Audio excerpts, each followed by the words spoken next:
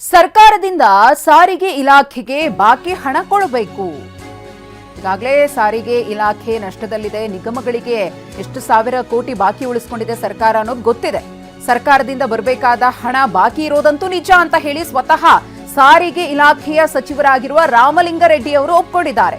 ಸಾರಿಗೆ ಇಲಾಖೆಗೆ ಬಾಕಿ ಹಣವನ್ನ ಕೊಡಬೇಕಿದೆ, ಆದ್ರೆ ಬಿಜೆಪಿ ಮಾಡಿರುವ ಸಾಲ ನಾವು ತೀರಿಸ್ತಾ ಇದ್ದೀವಿ ಅಂತ ಹೇಳಿ ರಾಮಲಿಂಗಾರೆಡ್ಡಿ ಅವರು ಮಾತನಾಡಿದ್ದಾರೆ. ನಮ್ಮ ಪ್ರತಿನಿಧಿ ಸುನಿಲ್ ಅವರು ರಾಮಲಿಂಗಾರೆಡ್ಡಿ ಅವರ ಜೊತೆಗೆ ಮಾತುಕತೆ ನಡೆಸಿದ್ದಾರೆ, ನೋಡೋಣ. ಸಾರಿಗೆ ಸಚಿವರಿಂದ ರಾಮಲಿಂಗಾರೆಡ್ಡಿ ಅವರು ಬನ್ನಿ ನೇರವಾಗಿ ಮಾತಾಡಿಸ್ತಾ ಹೋಗ್ತೀನಿ. ಸರ್, ಈಗ ನಿಮ್ಮ ಶಕ್ತಿ ಯೋಜನೆಯಲ್ಲಿ ಸರ್ಕಾರ ಬಾಕಿ ಉಳಿಸ್ಕೊಂಡಿರೋ ಹಣದ ಬಗ್ಗೆ ವಿಪಕ್ಷಗಳು ಸಾಕಷ್ಟು ಟೀಕೆ ಮಾಡ್ತಾ ಇದ್ದಾವೆ. ಈಗ ಸರ್ಕಾರ ಅಷ್ಟು ಆರ್ಥಿಕವಾಗಿ ಸಮಸ್ಯೆಯಲ್ಲಿ ಇದೆಯಾ ಹಾಗಾದ್ರೆ ಅಂತ ಹೇಳಿ? ಈಗ ನಮ್ಮ ರಾಜ್ಯ ಸರ್ಕಾರದ ಆರ್ಥಿಕ ಸಮಸ್ಯೆಗೆ ಕಾರಣ ಹಿಂದಿನ BJP ಸರ್ಕಾರ.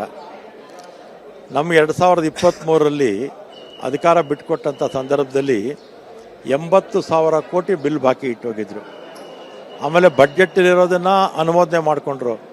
ಬಡ್ಜೆಟ್ಟಲ್ಲಿ ಇಲ್ಲದೇ ಇರ್ತಕ್ಕಂಥದ್ದನ್ನು 4 ಲಕ್ಷ ಕೋಟಿ ಬಡ್ಜೆಟ್ಟೇ ಇಲ್ಲ ಅನುಮೋದನೆ ಮಾಡಿಟ್ಟೋಗ್ಬಿಟ್ರು. ಅವರು ಮಾಡಿರ್ತಕ್ಕಂಥ ಸಾಲಗಳನ್ನು ನಮ್ಮ ಸರ್ಕಾರ ತೀರಿಸ್ತಾ ಇದೆ.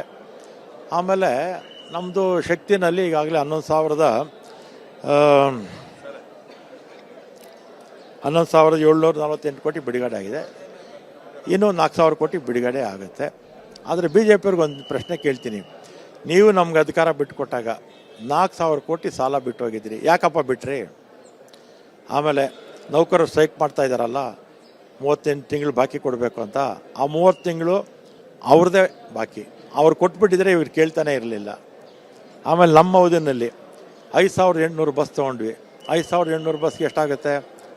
2,400 ಚಿಲ್ಲರೆ ಕೋಟಿ ಆಗುತ್ತೆ. ಯಾರು ಕೊಟ್ಟರು? ರಾಜ್ಯ ಸರ್ಕಾರನೇ ಕೊಟ್ಟಿದ್ದು. BJP ಅವರ ಅವಧಿನಲ್ಲಿ ಒಂದು ಬಸ್ಸು ತೊಗೊಳ್ಳಿಲ್ಲ. ಆಮೇಲೆ ನಾವು 10,000 ಜನ ರಿಕ್ರೂಟ್ಮೆಂಟ್ ಮಾಡಿದ್ವಿ. BJP ಅವರು ಒಂದು ರಿಕ್ರೂಟ್ಮೆಂಟು ಮಾಡಲಿಲ್ಲ. ಈ ವರ್ಷ 25-26ರಲ್ಲಿ 2,000 ಬಸ್ಗೆ ಮುಖ್ಯಮಂತ್ರಿಗಳು ಹಣ ಕೊಟ್ಟಿದ್ದಾರೆ. ಇಷ್ಟೆಲ್ಲ ನಮ್ಮ ಅವಧಿನಲ್ಲಿ ನಾವು ಕೆಲಸ ಮಾಡಿದ್ದೀವಿ. ಯಾವುದೋ ಬಾಕಿ ಇದೆ, ಇಲ್ಲ ನಾಳೆ ಕೊಡ್ತಾರೆ. ಆಮೇಲೆ 2,000 ಕೋಟಿ ಇವರು PF ಆಮೇಲೆ ಈ ಗ್ರ್ಯಾಚ್ಯುಯಿಟಿ ಈ ಬಿಲ್ ಬಾಕಿ ಇಟ್ಟು ಹೋಗ್ಬಿಟ್ಟಿದ್ರು. ಅದಕ್ಕೆ ರಾಜ್ಯ ಸರ್ಕಾರ 2,000 ಕೋಟಿ ನಮಗೆ ಸಾಲವಾಗಿ ಸರ್ಕಾರನೇ ತೀರಿಸ್ತಾ ಇದೆ. ಎಲ್ಲ ಸಾಲ ಇಟ್ಟೋದವರು ಇವರು BJPಯವರು. ನಮ್ದು ಇವತ್ತೆಲ್ಲ ಕೊಡೋದು ನಾಳೆ ಕೊಟ್ಟೇ ಕೊಡ್ತಾರೆ. ಒಂದಲ್ಲ ಎರಡಲ್ಲ 4,000 ಕೋಟಿ ಸರ ಇರೋವಂಥದ್ದು. BJP ಅವ್ರು ಸಾಲ ಇಟ್ಟೋದ್ರಲ್ಲ ನಮ್ಮ KSRTC 4 ಕಾರ್ಪೊರೇಷನ್ದು. ಅದ್ರ ಬಗ್ಗೆ ನೀವು ಕೇಳಿ ನಾರಾಯಣ ಸ್ವಾಮಿ ಅವರಿಗೆ.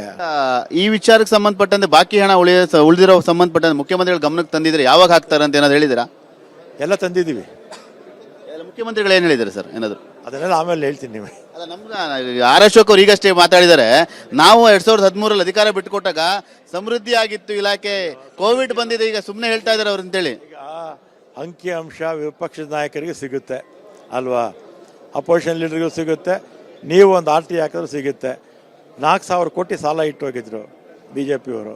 ಸರ್ಕಾರದ ಆರ್ಥಿಕ ಪರಿಸ್ಥಿತಿ ಯಾವುದೇ ತೊಂದರೆ ಇಲ್ವಾ ಸರ್? ಹಾಗಾದ್ರೆ ಅಂದರೆ ಈಗ ಹಂಗಾದ್ರೆ ಆರ್ಥಿಕ ತೊಂದರೆ ಇದ್ದಿದ್ರೆ ಕೇಂದ್ರ ಸರ್ಕಾರಕ್ಕೆ ಜಲ್ ಜೀವನ್ ಮಿಷನ್ ಯಾಕೆ ಬಿಡುಗಡೆ ಮಾಡಿಲ್ಲ? ಅವರು 3,800 ಕೋಟಿಲಿ 570 ಬಿಟ್ಟು ಕೊಟ್ಟಿರೋದು ಅವರು ಬಿಡುಗಡೆ ಮಾಡಿರೋದು.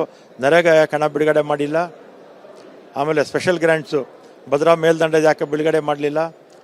ಕರ್ನಾಟಕಕ್ಕೆ 5,495 ಕೋಟಿ ಯಾಕೆ ಬಿಡುಗಡೆ ಮಾಡಲಿಲ್ಲ? ಬೆಂಗಳೂರಿಗೆ ಕೆರೆಗಳಿಗೆ ಫೆರಿಫೆರಲ್ಗಳಿಗೆ 3,000 ಕೋಟಿ ಯಾಕೆ ಸೆಂಟ್ರಲ್ ಗೌರ್ಮೆಂಟ್ ಬಿಡುಗಡೆ ಮಾಡಲಿಲ್ಲ? ಈ ಪ್ರಶ್ನೆನ ಅವ್ರು ಕೇಳಿ. ಇದಿಷ್ಟು ಸಾರಿಗೆ ಸಚಿವರಂತ ರಾಮಲಿಂಗಾರೆಡ್ಡಿ ಅವರ ಮಾತು. ಕ್ಯಾಮರಾಮನ್ ಅಶೋಕ್ ಜೊತೆ ಸುನಿಲ್, TV9 ಬೆಳಗಾವಿ.